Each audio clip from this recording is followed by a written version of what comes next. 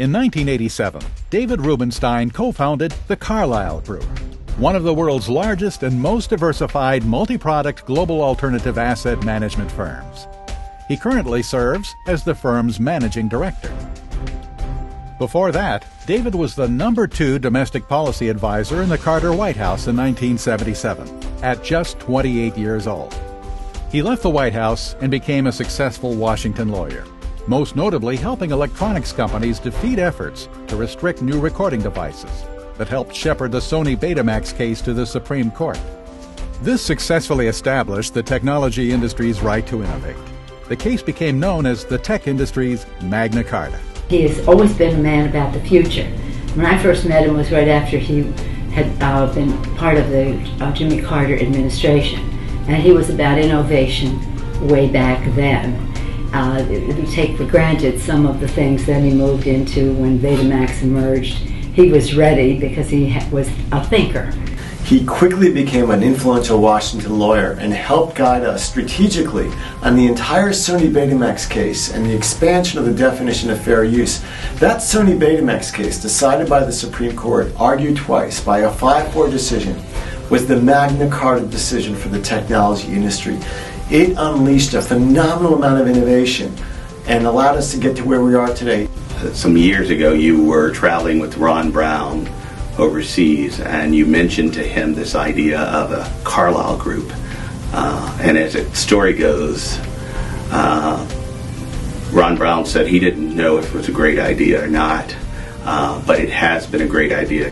David is also no stranger to the international CES, having attended several CES shows to help and support the Home Recording Rights Coalition booth each time. He is the chairman of the John F. Kennedy Center for the Performing Arts, a regent of the Smithsonian Institution, president of the Economic Club of Washington, and serves as vice chair of the board for Duke University and the Brookings Institution.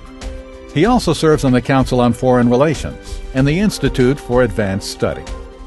David and Carlyle are one of the great success stories in Washington history.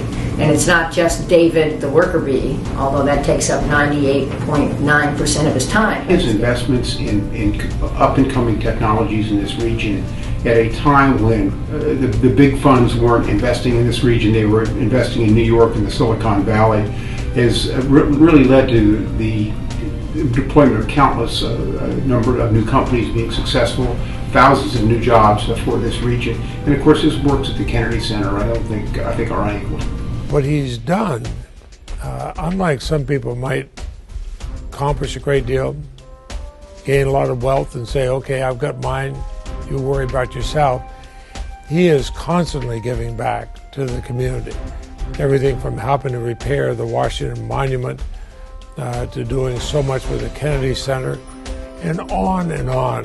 We could spend the whole evening listing all the things he's done.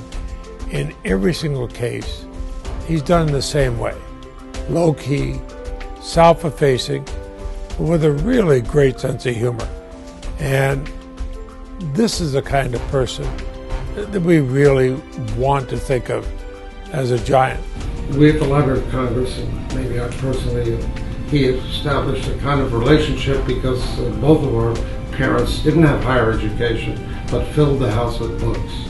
And so this innovative and entrepreneurial guy in the business and investment world does take these long trips with books, and he loves to talk about them with him. So he's not just helping a book festival, he's kind of a traveling book festival all of his own. Helping to make American history accessible to all, he is a collector and donator of some of D.C.'s most treasured cultural possessions, including the nearly 800-year-old Magna Carta, now in the National Archives, the Emancipation Proclamation, which hangs in the Oval Office, the Declaration of Independence, and the first map of America, currently on loan to the Library of Congress. As the largest single contributor ever to the Foundation for the National Archives, Rubenstein strives to make an impact on the world with lasting contributions. He worked to save the National Zoo's panda program, and his contributions will help to repair the damaged Washington Monument. He also provides college scholarships to many of D.C.'s top high school students. David, congratulations on being named a Digital Patriot. This prestigious award is long overdue. Thank you. On behalf of the entire Ron Brown community, we are continuously grateful for all you do on behalf of the DC community and the world community. Thank you. David, congratulations. You're a true patriot in so many respects, appropriately being honored as a Digital Patriot this evening. Well-deserved congratulations and thank you. Being such an intelligent and informative and enthusiastic spokesman and participants in the substance of our educational process, which is the key to everything in our international economy and in our personal lives and fulfillment, both of which you exemplify as well as support for all of us. So thank you and congratulations on a well-deserved honor. And so, David, you're truly a digital patriot, and Marcel and I applaud you for all you've done. David, your friends and colleagues from long ago are so glad we know you, and we're so proud of you in terms of not only how far you've come in terms of building a business, but in giving back to our nation and its people. You are truly a digital patriot. Congratulations on behalf of all of us who knew you way back when.